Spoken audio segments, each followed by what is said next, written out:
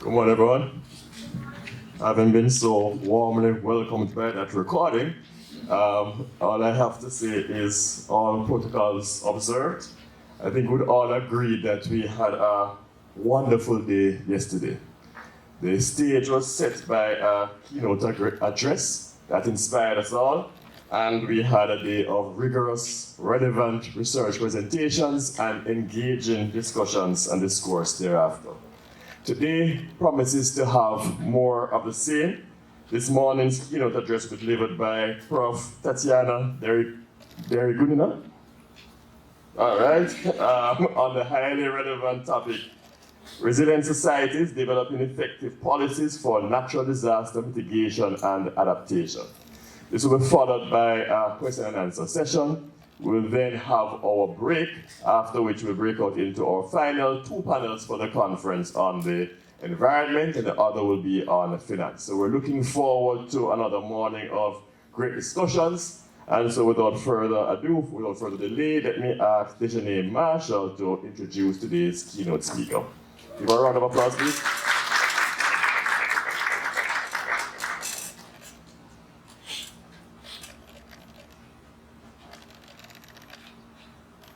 Good morning, everyone. It's a pleasure to welcome you to what promises to be an enlightening and impactful keynote speech. We have a phenomenal speaker today who's here to tackle one of the most pressing challenges of our time: building resilient societies that can withstand growing threats of natural disasters. Imagine a world where societies can withstand earthquakes, hurricanes, wildfires, and rising sea levels without crumbling, where policies aren't just reactive, but proactively safeguard lives, economies, and environments. Crafting such resilient societies is no small task, and that's exactly what today's speaker will address. It's my honor to introduce our keynote speaker, an associate professor of finance at the University of Illinois at Urbana-Champaign. She holds a PhD in economics from MIT, as well as a Bachelor of Arts in Applied Mathematics and a Bachelor of Science in Environmental Economics and Policy from UC Berkeley. Talk about an academic powerhouse.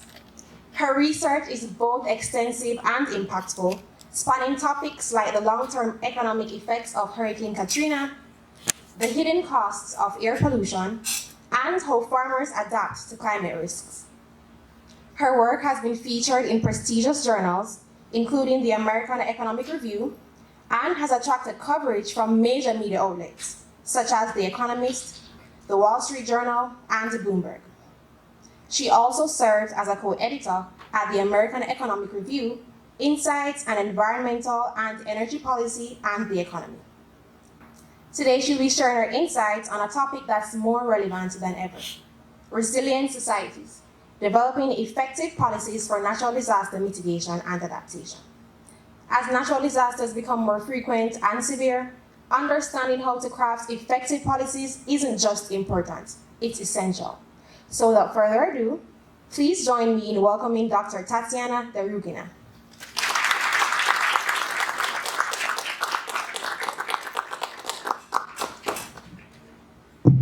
Thank you. Trying to think, can I take this microphone? And okay, I think I'm just going to walk around. Well, thank you very much for inviting me here. It's a pleasure to be here talking about how do we become resilient as a society to natural disasters. So I don't think this is working. Let me see. Okay. Oh, maybe it's just a little slow. Sorry. I think I clicked it a lot of times. So there we go. Developing resilient presentations. Okay. All right, so let's go through that a little bit more slowly. As was said, we are seeing an increase in damaging natural disasters, and this trend is only forecast to accelerate as climate change sets in. So this is a graph of so-called billion-dollar disasters. These are disasters that have caused at least $1 billion worth of real damage. The National Oceanic and atmospheric administration has been tracking since 1980. So the blue bars represent the number of events each year, and the red bars represent the total damage that they cause, with the right axis showing you the total damage. And then I've overlaid a linear fit line in yellow so that it's very clear that the trend is going up. And again, this is already inflation adjusted. Now, part of this trend is not just climate change. Another issue is that we have more people living in disaster-prone areas. So this graph shows you the relative population growth in the US in places that have or have not been affected by a hurricane over this time period going back to 1970. So I've normalized the population to 100 in each of these are county level populations to show you the relative growth. So in places that are unaffected, which is the red line, we now have 50% more people living there than we did in 1970. In places that have been affected by a hurricane over this time, the population has more than doubled. And this is not just a US trend. Most of my work focuses on the United States, so that you'll see a lot of US focus things here, but this is happening across the world. We don't have fewer people living in disaster-prone areas, we have more of them. Combined with the fact that disasters are going up, this is going to create serious challenges for individuals and governments going forward. So I want to highlight some key questions that I think economists should be asking. First, we want to understand, in order to have policy, we need to understand what the current situation is. So the first thing to understand is how resilient are people and places to extreme weather events.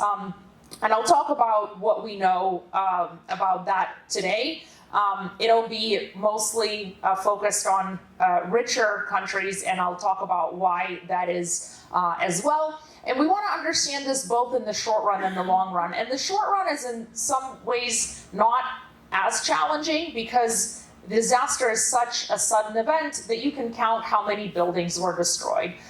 You can count, how many people were killed by an extreme event, and how many people became unemployed, more or less. The really challenging question is the long run, because the effects are not as stark necessarily, and there's other data challenges as well. But the long run is important to understand because, of course, ideally we'd be resilient both in the short run and the long run, but there's only so much you can do to prevent physical damage from a hurricane or an earthquake, right? Where it's not realistic to expect that a hurricane hits and literally every house is undamaged. But what we probably can do more about is looking at long-run impacts and understanding whether there are some that we need to be doing better at preventing.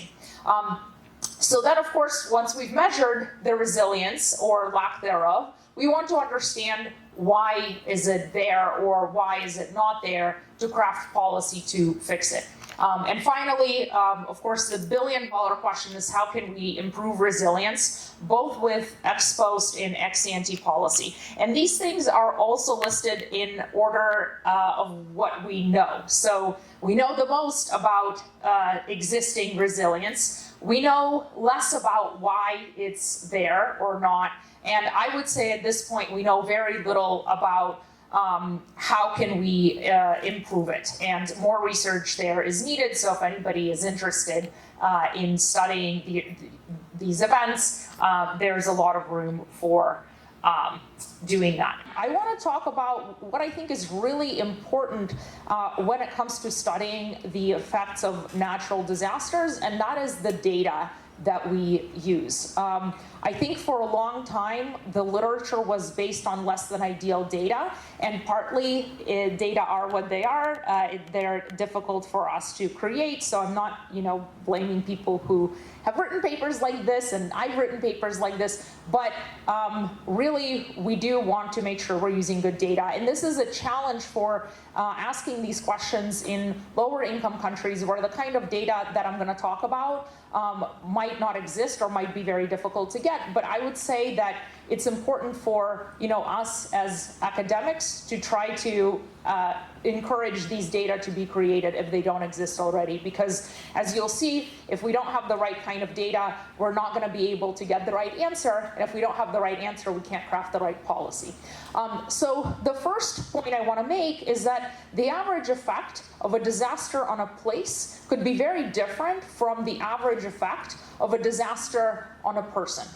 Why? Because of potentially selective outmigration. So one thing that extreme events do is cause outmigration, and the bigger they are, the more likely they are to cause outmigration. So here, this graph shows you a regression of county level per capita income on the occurrence of Hurricane Katrina, and there are some comparison counties there as well that seem to be doing a good job. So this is Hurricane Katrina hit the US in 2005. In the pre-period, we see very similar per capita income between New Orleans, which was essentially submerged by Hurricane Katrina in the control group. Then we see a dip in the year of the hurricane. That makes sense. The dip is about $5,000 per capita, so quite a big shock. And then immediately the year after, you see a rebound. And the rebound is about $17,000 per person per year.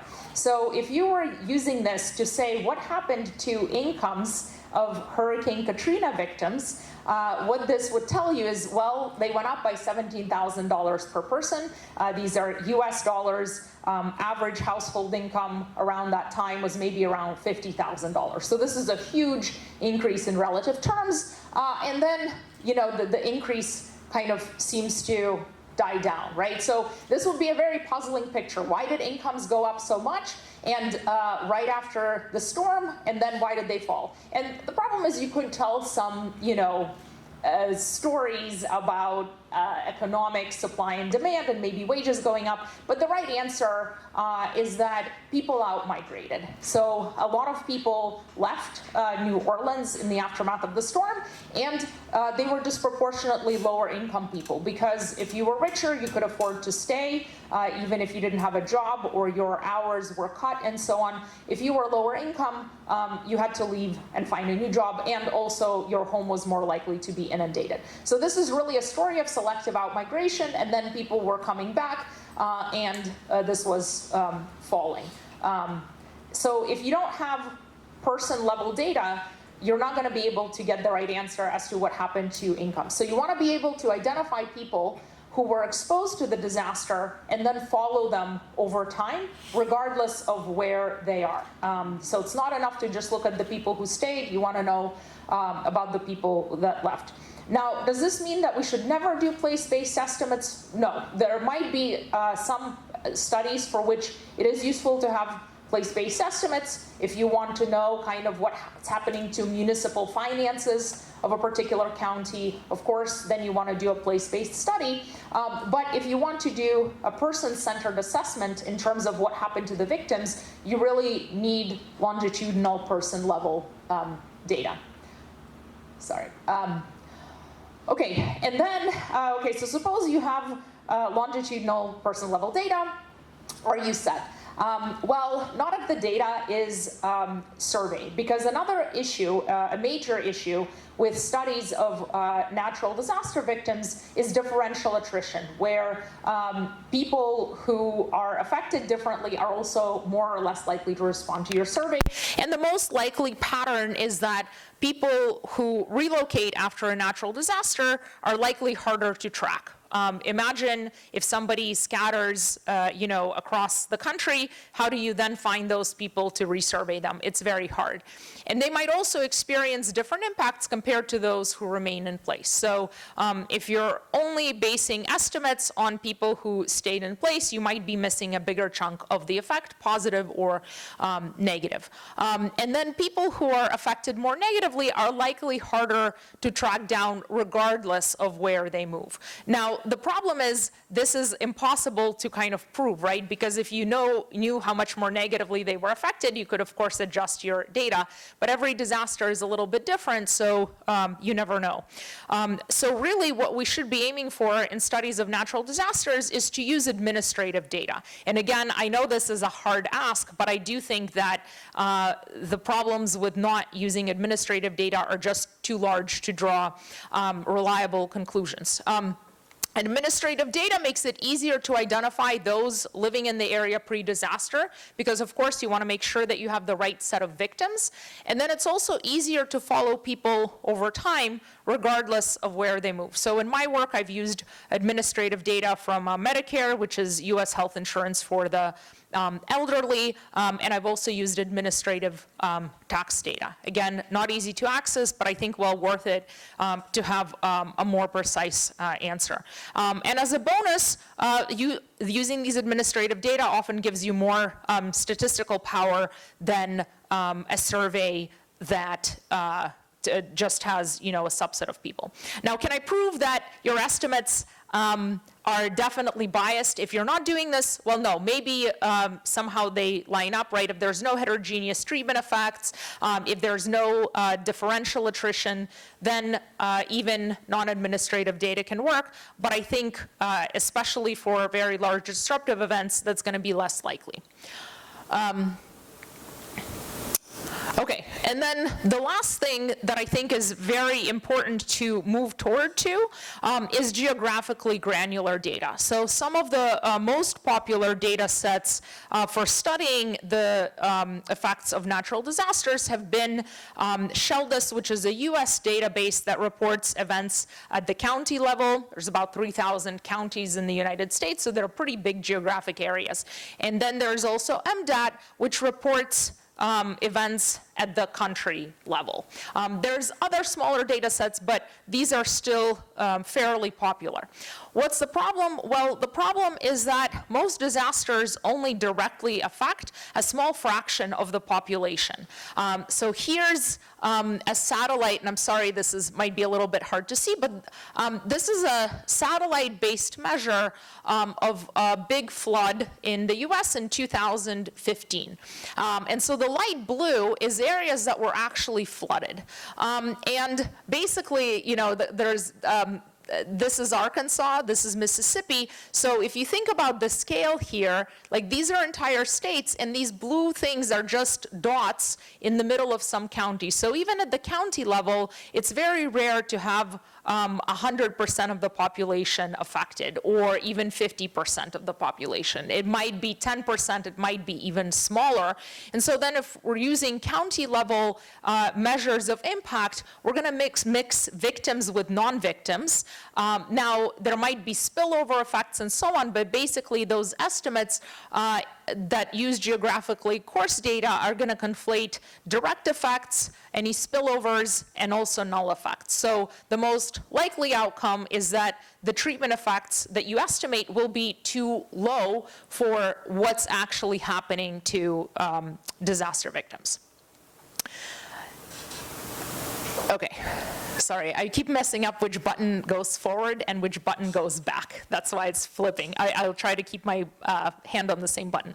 Okay, so now we'll talk about what we know about resilience using some of my work. I'm happy to talk about other work during Q&A as well, and I'll reference it later. So even though these papers have already been published, I still think they're very instructive and interesting to talk about. So I'll talk about two of my papers on Hurricane Katrina, where we looked at the effects on victims' economic outcomes and on mortality among elderly and long-term disabled Victims, Hurricane Katrina, and this picture is from Hurricane Katrina, was an exception to my spiel about not using geographically worse data, because pretty much the entire city of New Orleans was inundated. So some places were inundated more than others, but it was quite an extreme shock where the entire area was affected. And then I'll also talk about some newer work that's in progress, where we look at the effect of tornadoes on elderly and disabled victims' health. Okay, so I'm not going to show you equations, but basically what we did is we had tax records from people who were living in New Orleans in early 2005, prior to Hurricane Katrina, and then we tracked them over time in space, regardless of where they moved, comparing them to individuals from 10 unaffected similar cities in the United States, and the red vertical lines is when Hurricane Katrina happened. So just like in the aggregate graph using county level data that you saw, there was indeed a dip in per capita income. It was not as extreme as the place-based estimate. Is about $2,000 per year in 2005, and about a similar amount in 2006. So this was quite a negative income shock for people. What's more surprising is this rebound that we see, where income not only comes back to where it was before, but it actually surpasses what people were earning prior to Hurricane Katrina. Now, given what we know about the shock, this should be very surprising, right?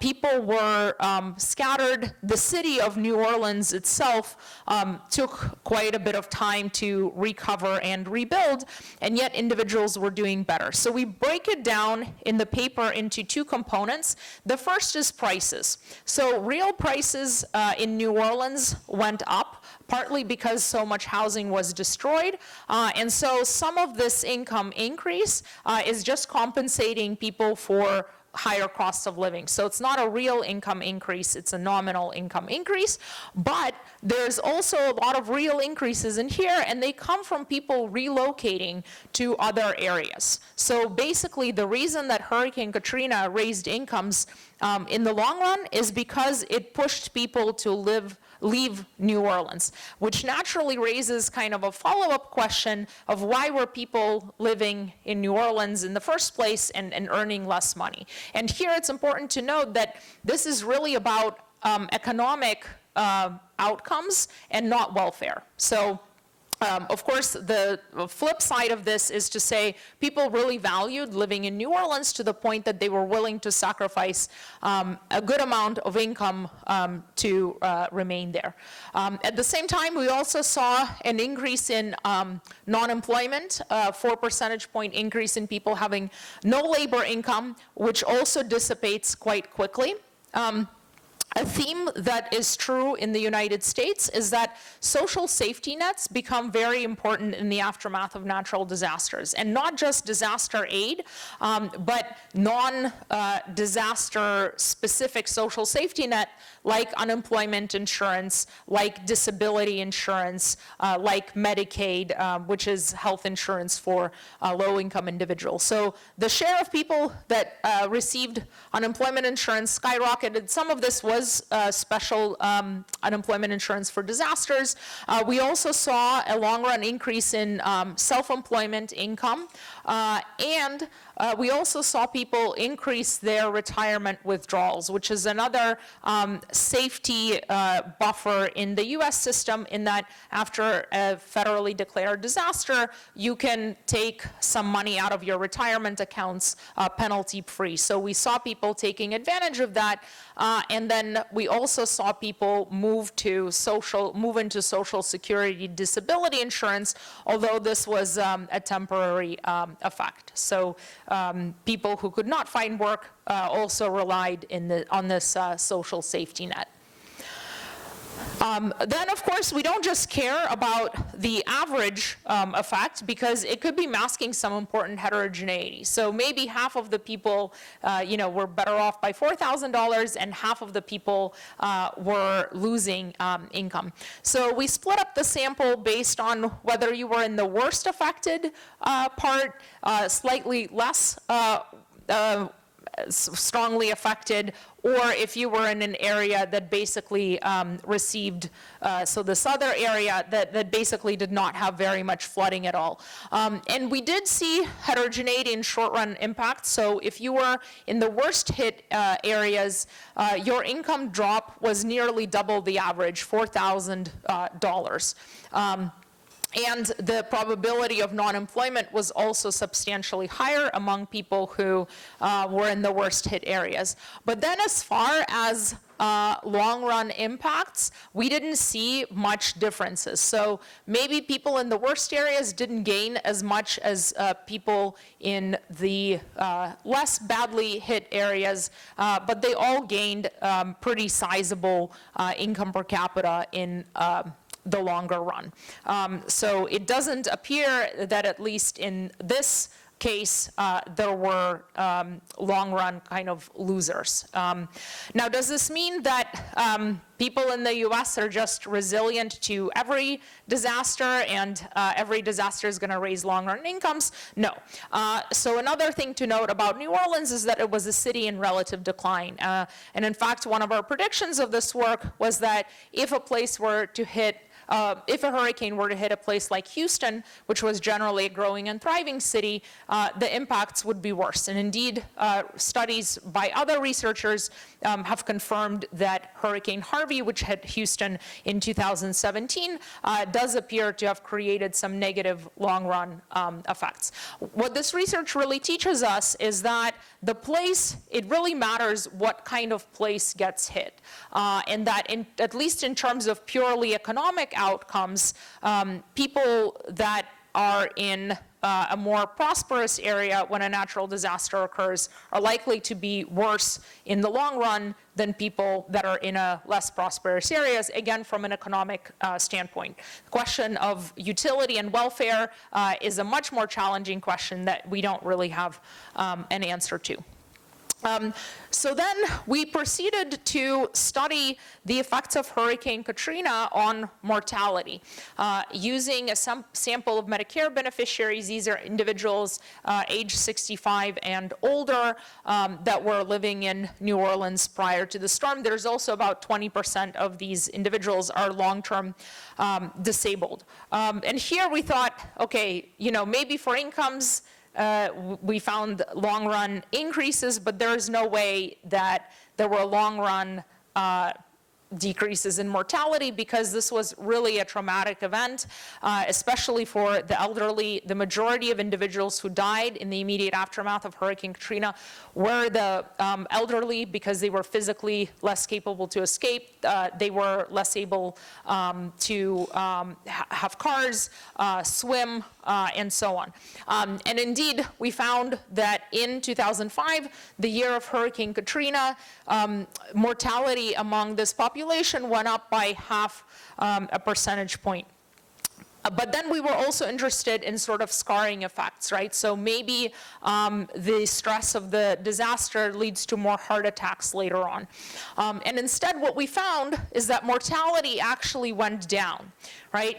Now, you might be concerned that this is what's called mortality displacement, where really weak individuals die, and then there's less mortality in the future because those individuals were frail. They would have died soon anyway, so you get almost a mechanical decrease in mortality.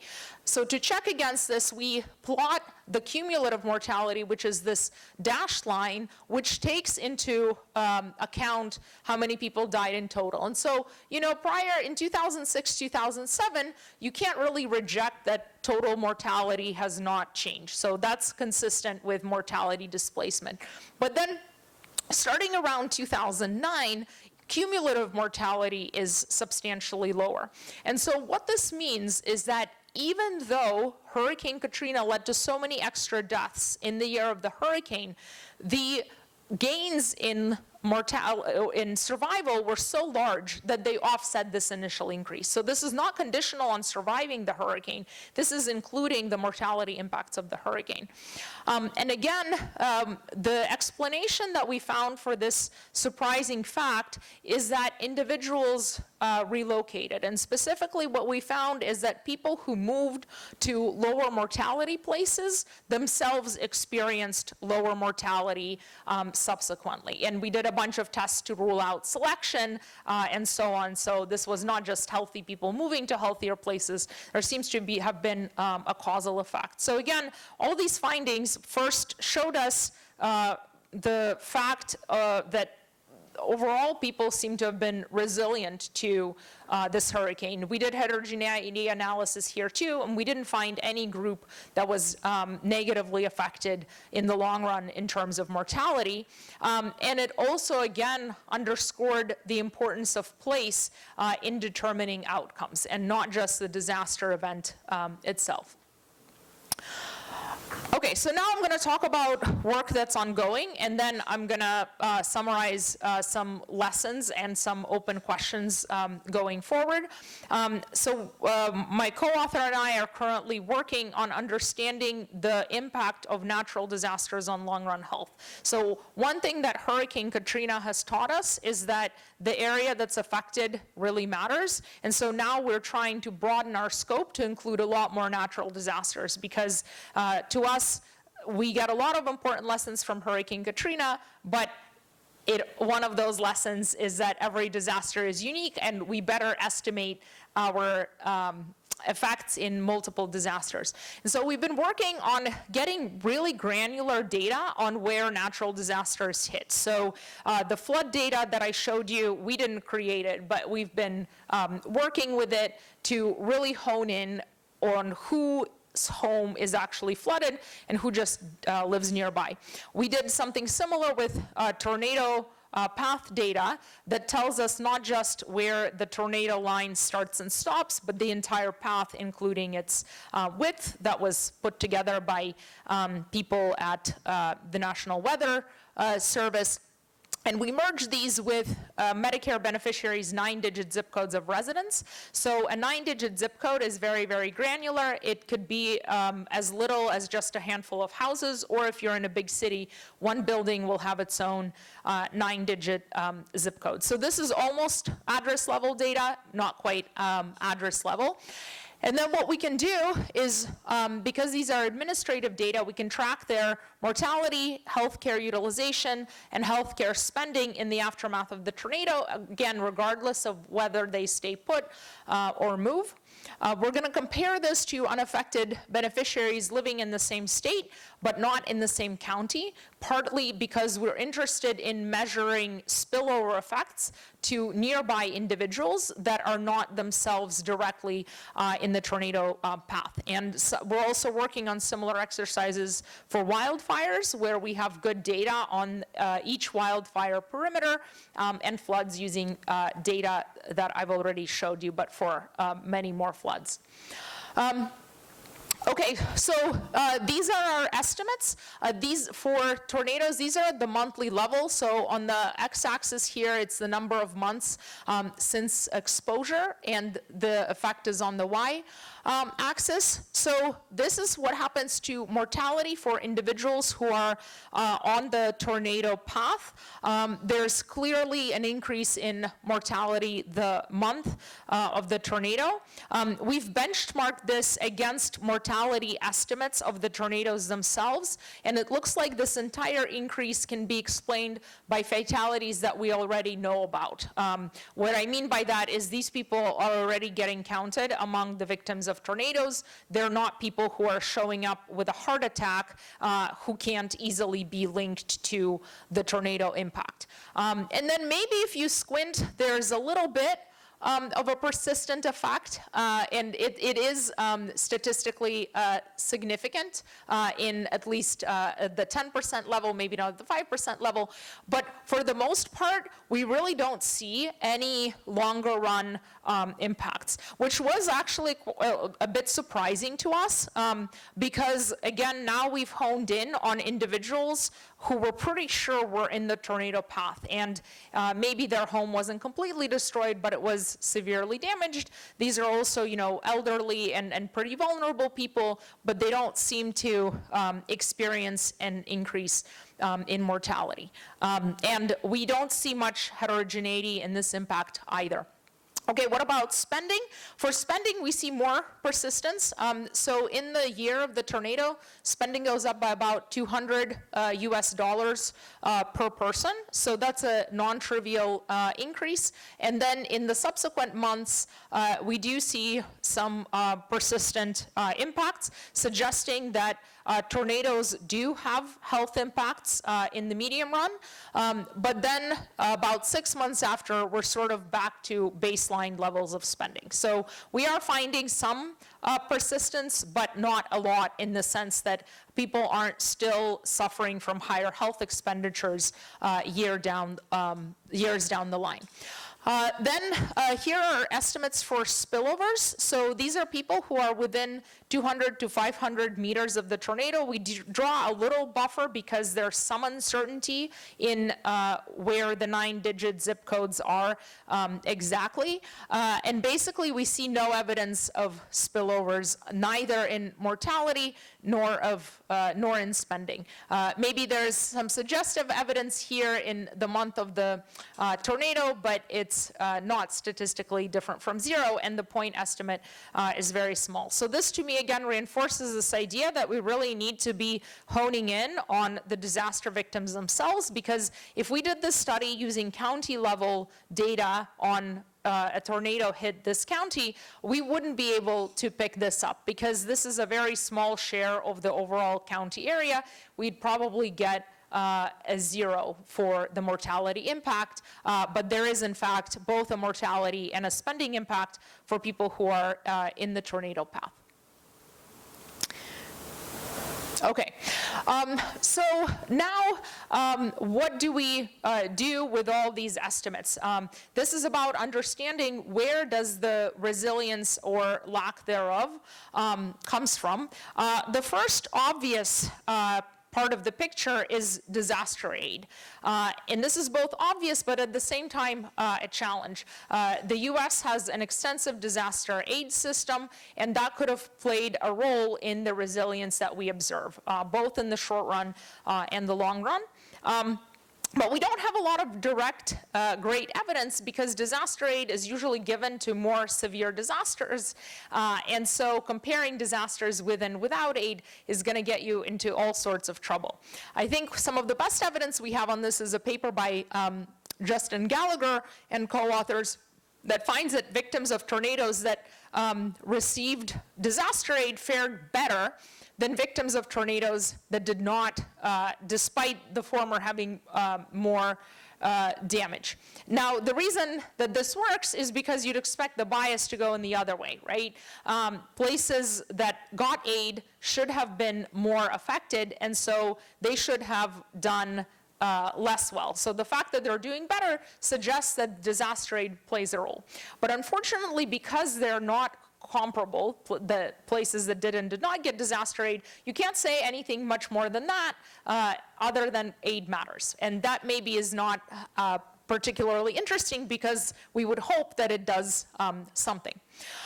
In work that is also ongoing, that I didn't have time to show you slides from here, we find that unlike tornadoes, which increase short-run healthcare utilization, if you consider hurricanes, which affect much larger geographic areas, then you see utilization of healthcare services go down by quite a lot. And so this difference between tornadoes and hurricanes suggests that supply-side factors also play a role, that what happens to hospitals also play a role. In our tornado data, we don't really have any hospitals getting hit by tornadoes. Just statistically, they affect small areas and they haven't really hit, whereas hurricanes affect potentially entire counties, and so their supply side impacts appear to matter. Already mentioned some evidence from Hurricane Harvey that suggests that resilience is not universal. Sorry, that's just my little timer. So Billings et al. And Gallagher et al. Find that bankruptcies increase and that human capital investment decreases for the areas of Houston that were worst affected by Hurricane Harvey. And again, this reinforces the idea that place matters a lot for the outcomes. Okay, so now let's talk about some potential solutions. So some of these we just understand based on theory. First, the thing to understand is that private adaptation is clearly inefficient in many cases here. So when it comes to temperature shocks, maybe we should just have everyone buy an air conditioner, and that's good adaptation. It doesn't work that way with natural disasters because a lot of relevant adaptation measures are public goods. So if you think about things like seawalls, flood walls, levees, wetlands, monitoring and early warning systems, zoning, fuel management for wildfires, none of these are things that are efficient for individuals to do on their own. They need to be done by the government. The tricky thing is that optimal ex-ante mitigation doesn't just depend on what capital is currently in a place, right? So it's a no-brainer to say that we should build a seawall to protect New York City. We shouldn't just let New York City be flooded. There's a lot of valuable capital in there. But what about places that potentially could attract investment if they were protected? There's really good theoretical work on this by Kuski, Lutmer, and Zeckhauser, but we have basically no empirical work thinking about what happens to investment after there's some sort of mitigation. We think that disaster aid and social safety net programs are helpful, although it would be good to have more evidence on this, as is private insurance. The thing that people always worry about is whether disaster aid and social safety net programs are going to crowd out individual effort or individual uptake of insurance. And the solution here is actually pretty simple from an economics standpoint, is to have mandatory insurance, which can help ensure that any public policies don't crowd out individual effort because you're basically mandating that everybody also hold insurance. Of course, there's a lot of problems in the insurance sector.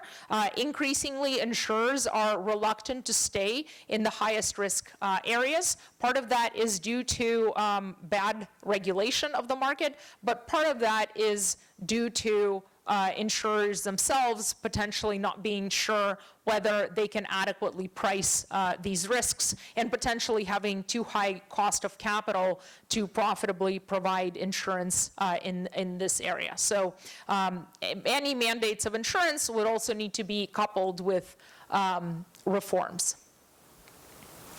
Okay, another no-brainer that I would say we have plenty of evidence of on is better information. So there's two very good papers that show that information about the risk that a home faces really helps home buyers make better decisions. But remarkably, some states in the US don't require disclosure of a flood risk when a home is sold, which might help the sellers, but in the long run is not helpful because it's inadvertently encouraging people to live in these dangerous places. Something that people haven't really paid much attention to, but I think is really worth paying attention to, are the financial incentives of local governments. So there's currently no real financial incentives for local governments to try to mitigate natural disaster impacts. They mostly don't pay the cost of federal disaster aid, and they don't want to lose their tax base. So coming into a local government and saying, hey, you know, you have all of this wildfire-prone area, how about you prohibit building there? They have no incentive, essentially, almost no incentive to prohibit building in these areas. And so understanding the moral hazard on behalf of local governments, I think, is something that's really important and understudied. We also need more financial incentives for individuals to purchase insurance and to promote more widespread insurance coverage in general. And going back to this discussion of figuring out which places are worth protecting, with climate change setting in, I think governments really need to think carefully about, and economists need to help them do a good job thinking about this, which places are worth protecting, and where do we want to have some managed retreat. Because the alternative to managed retreat, which basically means we deliberately depopulate some places that are especially in harm's way and that might not have a lot of valuable capital in place. You know, this could be at a very local level, right? You might have a handful of homes that are in a particularly flood-prone area, or depending on how much land area you have to work with, you might consider larger portions. But we do need to consider these programs because the alternative to managed retreat is not no retreat, it's unmanaged retreat, which is probably going to be a lot worse. And so there are some work on buyout programs where people are compensated for leaving their home, and then that home is basically turned into a green space or a wetland that can help protect against a disaster's impact. But we need more evidence on how well these work, and we also probably need to be thinking about scaling them up, at least in the United States. Okay, so the last thing I'll talk about is what don't we know. I've hinted at this throughout, but I think there's a lot that we don't know. This is a hard area to work in for many reasons. For example, we don't have a lot of evidence on the short and long run returns on additional government spending in a disaster-affected area. So as I've said, there's evidence that disaster aid matters, but that's not very satisfying because we really want to know how much does it matter, what exactly does it do, and that's hard to make progress on because there's no good exogenous variation. Ex ante, we have even less quasi-experimental evidence, although there's some good work, recent work thinking about what is the value of wetlands and other flood protection measures. But I think we need to have even more, again, because these problems will only become more pressing. And then another big question is, how significant are moral hazard concerns with respect to such spending? We have a little bit of evidence on this when it comes to individuals buying insurance. And I would say there the evidence is that maybe there's some moral hazard where if you expect more disaster aid, you buy less insurance. But I would say the magnitudes are not worrying. They're not really all that big. What we know less about is what's the moral hazard when it comes to living in a high-risk area in the first place. So I showed you that stark graph of more and more people living in harm's way. We don't know how much that's being encouraged by generous disaster aid, where people just don't think that anything bad will happen to them because the government will make them whole, or maybe it's an information problem, or maybe it's something else. Maybe maybe it is efficient to have people living in those areas because it's really valuable. And the one thing that I'd like to see more research on is the moral hazard with respect to local governments. Many local governments don't have insurance on their public buildings, even though in principle they could. And in terms of allowing building in hazardous areas, it's not like local governments don't have any rules for it, but I suspect there's some moral hazard there, and it would be nice to have more evidence on that. So I will stop here. So we have, I think, about 15 minutes for questions. Yes.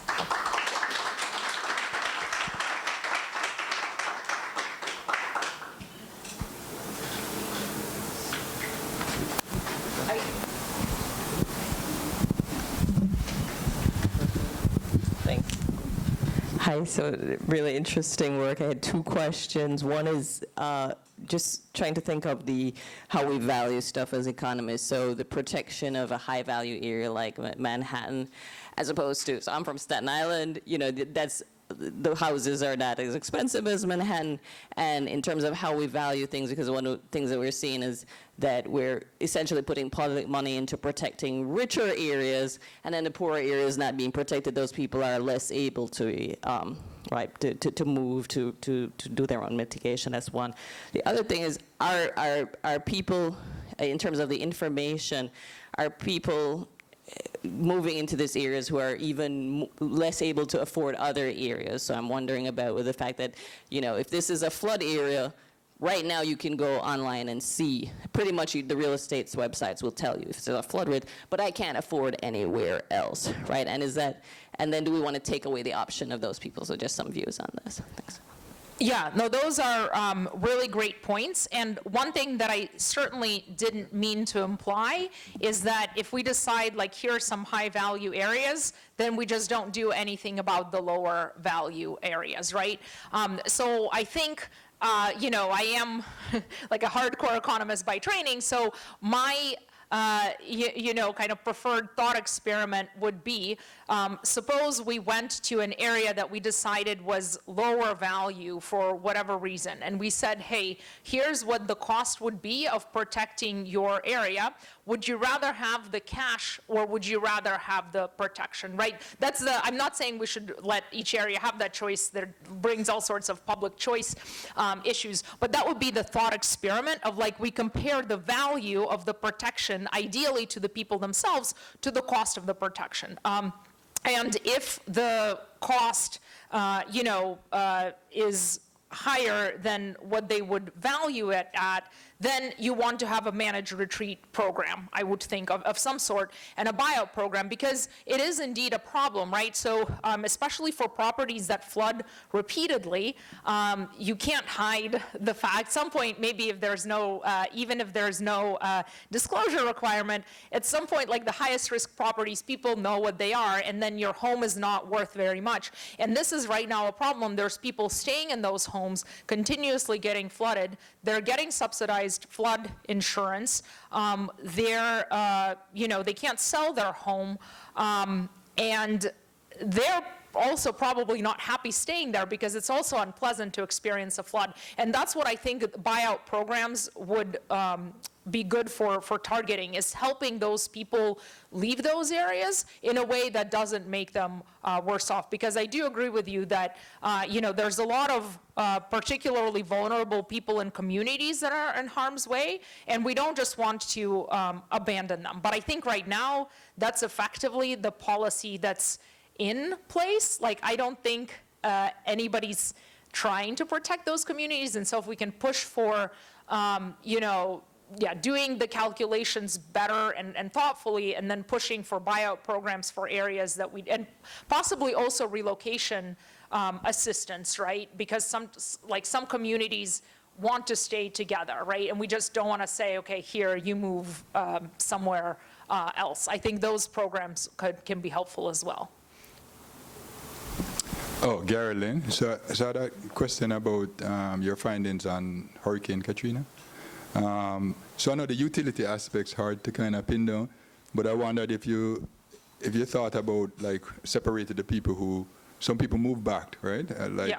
What the impact is on them relative to the people who left. And then the second thing I was wondering is, how far did they move? Was their income derived from the rebuilding efforts?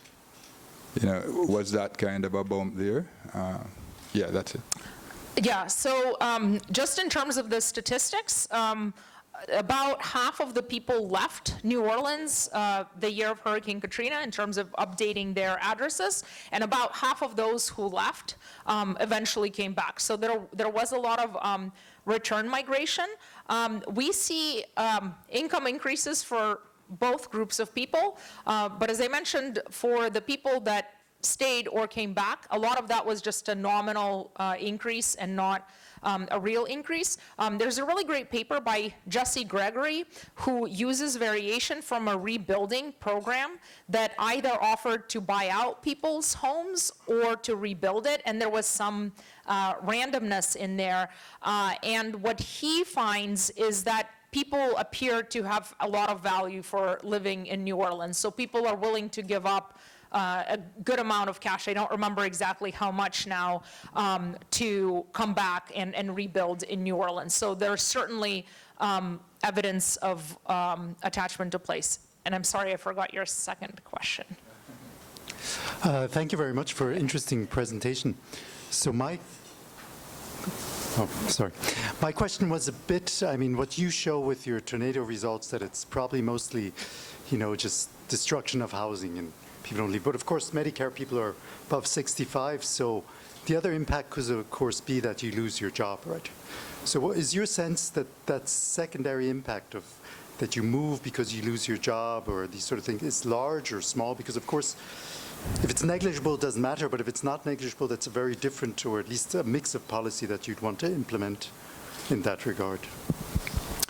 Yeah, definitely. So we don't have to worry about labor market impacts when it comes to studying Medicare beneficiaries because the majority of them are not working.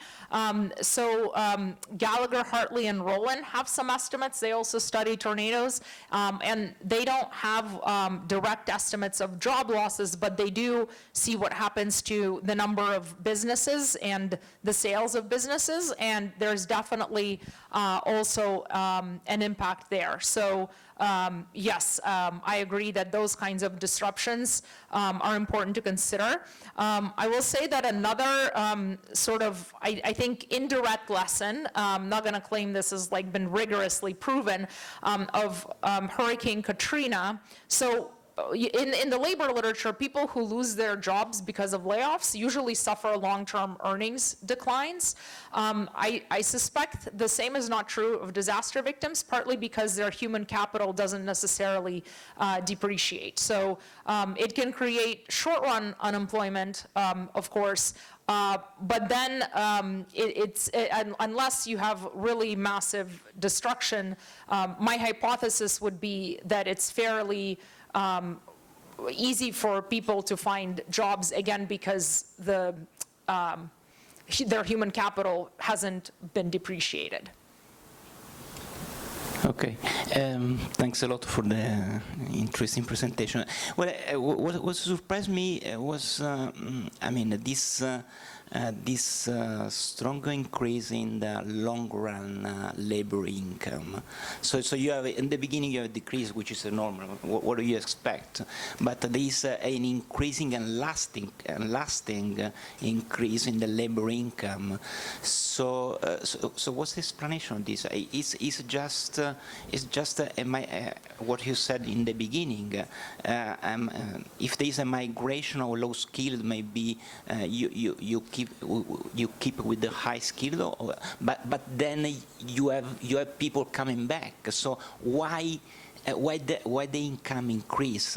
This per capita income, I guess, right? Oh, so do you mean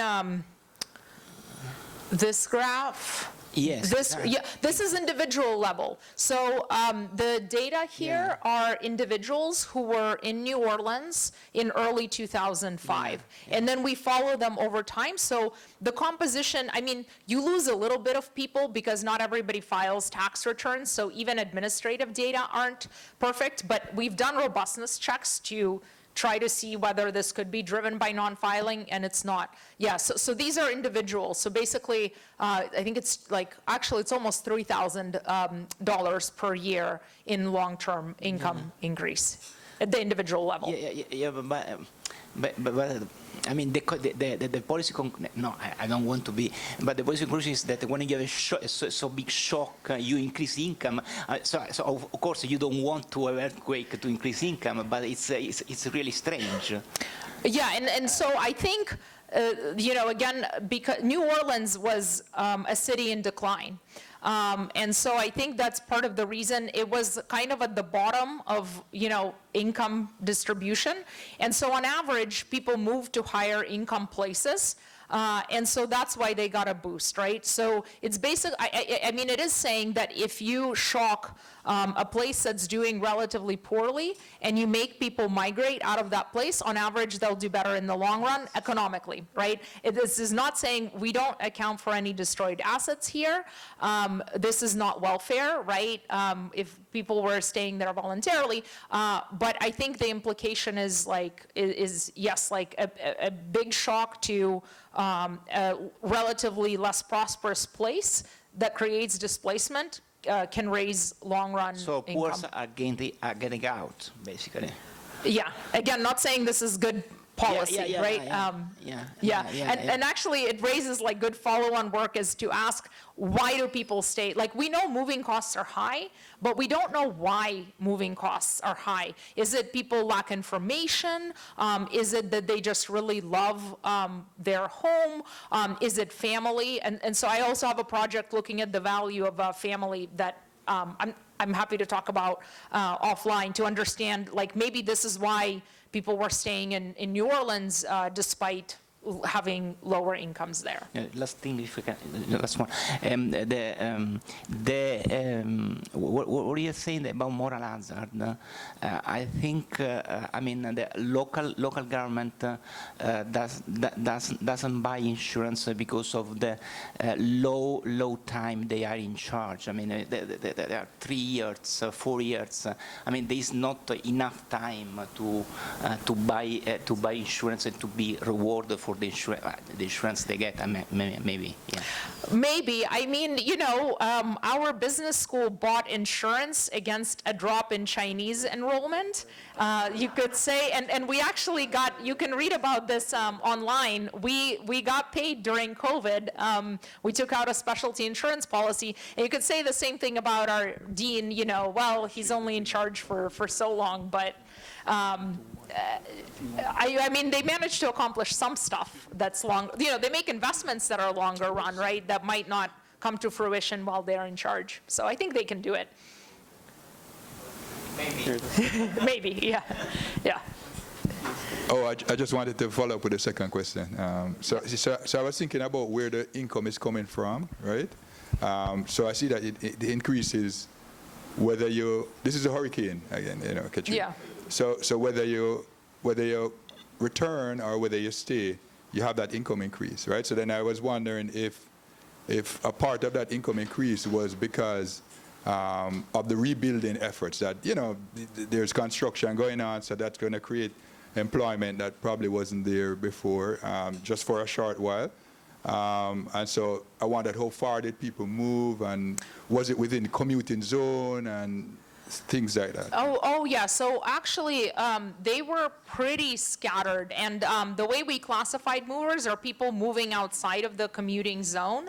And we also have done, so Houston was a popular destination. These results are robust to excluding Houston and Baton Rouge. But then there were, if you look at other destinations, there's a lot of them.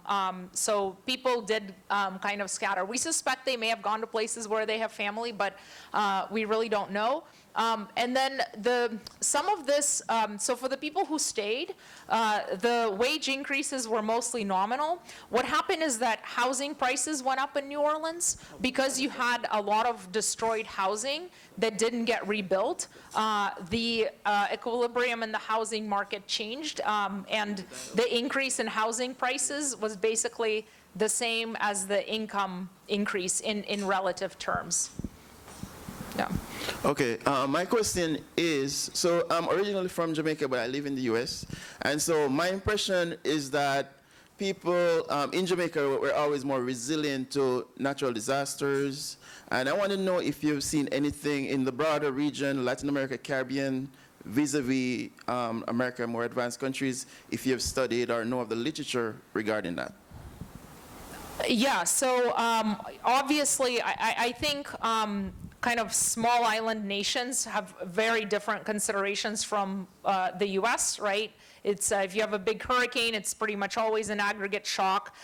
In the US, pretty much no hurricane is going to be a big aggregate shock. Maybe it'll be a little aggregate shock. I know there's work, on the Caribbean specifically.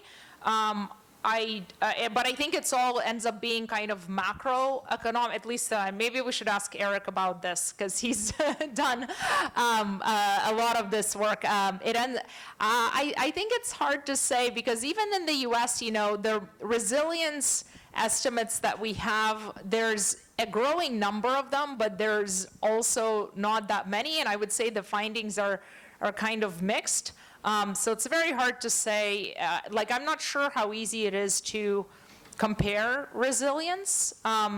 We'd certainly expect places that expect more disasters to be more resilient on average, but I'm not gonna try to answer that question more because I can't think of kind of estimates that I am confident in terms of remembering what they are. Thank you.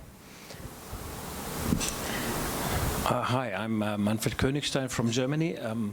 I have a question. Your statistics on the labor income development gives a quite positive picture of the economic consequences. But doesn't this, how about the real wealth loss? I mean, the loss in real wealth, to me, seems to be the most important economic problem that you have in these areas. And of course, as the speaker before me just mentioned, building up the houses again creates income, of course. But the real loss, the loss in real wealth is still there, and it's a very long-term problem for the families that are affected by this. Yeah. So I'll answer that in two parts. The first one is, again, I don't want to make this sound like disasters are great. The original motivations for these questions is if there are negative long-run income shocks as a result of this effect, right? So suppose that we found that Hurricane Katrina victims were earning $2,000 less 5 years later. We would add that to our list of impacts that we need to develop policies to address. We are not finding that, right? So the conclusion is more like, okay, we don't necessarily need more policies to deal with the long run. With the wealth loss, absolutely. Again, this is not welfare. This is not even net assets. But we more or less know how to deal with it in terms of the economics of it, right? People have insurance. We make that insurance actuarially fair. Maybe we compensate any losers from a change in policy, right? You give people lump sum. The economics of it is, I would say, been figured out. The politics of it are very complicated. And so I think there's returns to studying the political economy of these things. So I didn't mean to imply that the wealth losses are not important, but we do have a lot of knowledge as economists for how to address the wealth losses. Whereas with the longer run impacts, we just didn't have much evidence on whether they're there in the first place. Good afternoon. My name is Delano. I am an economics master student at UA. So I was wondering on the topic of resilience, right? For a state like California, where they have so many earthquakes per year and so many wildfires, what is the difference? So what is really the comparison between the Latin America and the Caribbean as well? Jamaica and California? Yeah, so, I would say a big difference is that in California, well, the earthquakes is hard, but California doesn't really get that many earthquakes. So they've been waiting. There's a high chance of an earthquake in the next 30 years, but that's been true for the past 20. Like California hasn't had a big earthquake since 1994.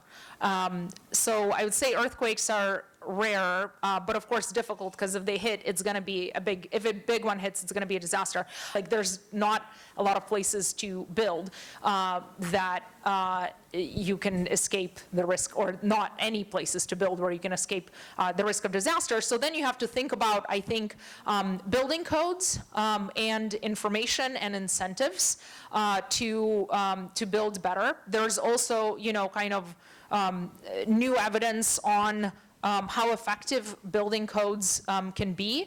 And that's also something that I think is complicated enough that we should consider mandates, because, to tell me, well, you should be able to know what'll make your home resilient to a hurricane. Like I have no, I know some because I've read the literature, but it is very complicated. So I would say for California, the question is really like, where do you allow building and how do you price it in? For small island nations, I would say the question is, how do you make the buildings themselves more resilient? There's still, you can still ask some questions about kind of very localized impact and risk, but that's going to be secondary to thinking about how things get built. Inma Martinez from Spain. You already answered my question partially, because you said that the housing prices went up but my expectation was that in the long term, maybe they would be going down if people is afraid to live in this area. But maybe this is more for flooded areas. I live close to Valencia, where we had very bad floods last year in October, and there were more than 200 people dead, and therefore the houses there, they were destroyed, and many people, of course, they want to go back, but it will take a long time to make them ready for the people to go back. And this is one thing. So housing prices and people return migration is people really that maybe is moving temporarily, going back, and to what extent infrastructure should be again make available if these floods are going to come probably again, because the area is not appropriate to build houses. So how can you warn the governments maybe, or do those programs that you mentioned to relocate people, and how to make politicians aware of this fact that it's not very useful to help people with aid just to keep living, because this is going to happen again. And also many SMEs, many small and medium firms were destroyed. Thank you very much. Yeah, thank you. So a little bit more on the housing prices. Another fact about New Orleans is that its population was shrinking. And so then you have all this housing stock in place. And that's one reason why, so housing prices were also going down in New Orleans before. And so I would say that, the hurricane basically took out a bunch of extra housing stock that was surplus because population was going down, and that's one reason why housing prices went up. In New Orleans, part of the failure was the levee system, so it was poorly maintained infrastructure. I would say New Orleans also probably clearly meets the bar for protecting, because we know how to protect it with levees if we don't mess up the maintenance of levees, but I think for local governments, I think it needs to be kind of a state level or higher policy, because local governments will never agree to have things taken away from them. But I think it's a hard truth that some of it is inevitable, but mostly I think it's not going to be places like, Valencia or New Orleans. I think they're too big and they're too built up to think that the benefits of preserving them would not be worth the cost, like of a seawall or a levee. It's more the sparsely populated, more rural areas where there aren't a lot. So it's not even necessarily like low-income urban areas. It's really, I think, will be the rural, sparsely populated areas where you'd really need to put on a lot of infrastructure to protect them, but there's not a lot of people living there, and so the cost-benefit ratio is just going to be too high. All right, thank you very much. Colleagues, let us give Prof another round of applause.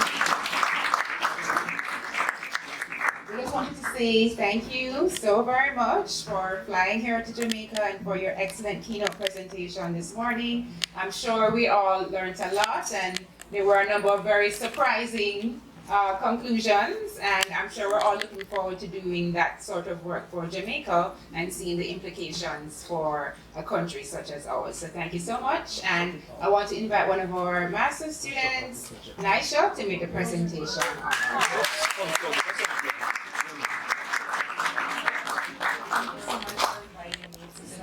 So just a token for you to remember Jamaica and week on by. And I think our photographer wants to get a picture, so let's get a picture.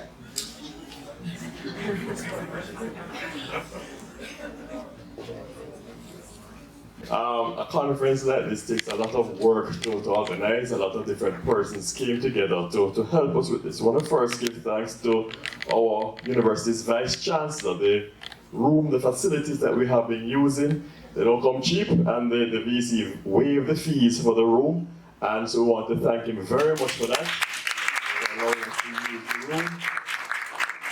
We also want to thank the regional headquarters staff for facilitating us throughout this whole process. They have been extremely efficient, and we want to thank them so very much. I want to give very special thanks to Ms. Minna Israel. She was our advisor, she was our advocate, and she helped us a lot in organizing this conference. We want to give her very special thanks as well. The conference would not have been possible without our sponsors. We would have seen signals throughout the whole event. We want to thank them, our longtime sponsors, so thank you very much. The Bank of Jamaica, GK Capital, Sterling Asset Management, as well as Marita, who all sponsor this event. We thank you so very, very much. And we look forward to your continued partnership. Our ushers, you have seen our ushers straight through the event. We want to thank all of our ushers.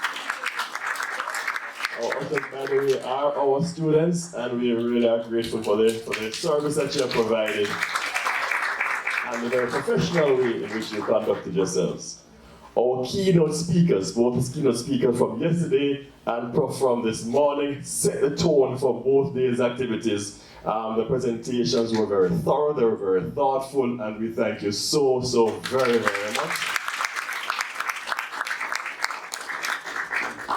A conference would not be a conference without presenters.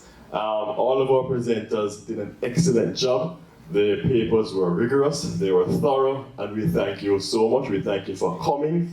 We thank all of our panel chairs who did an excellent job in managing the panels as well. I really do want to give special appreciation to our repeat guests. There are several persons who have supported WeCon year after year after year by just coming, by presenting, by bringing your students to present as well, and we thank you so much. This conference would not be what it is without you, and we thank you. We have established over the years a reputation of being a high-quality conference, and it's because of the types of papers that you guys present.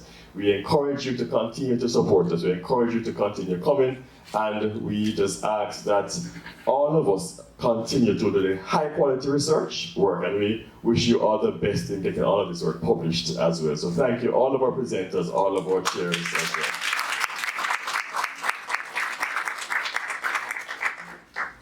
The IT team did an excellent job in facilitating the conference this year. We had very few technical glitches, and where we did have the technical glitches, it wasn't their fault at all. So I want to thank our IT team as well for enabling us to have a very smooth running conference. Let's give them a round of applause.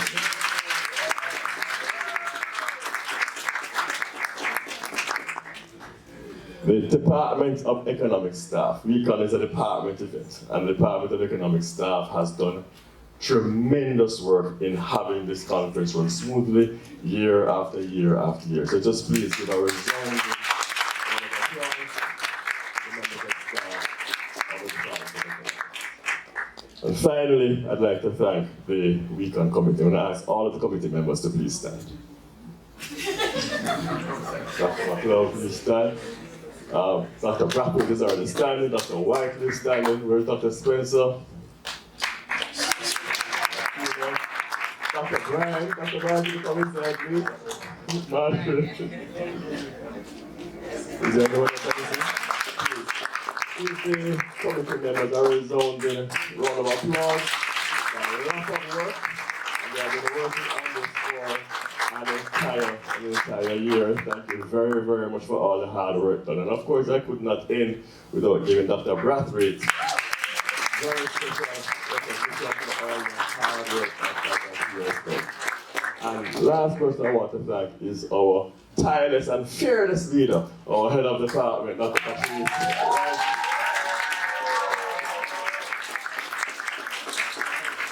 So thank you very much, Patrice, for the leadership that you have given.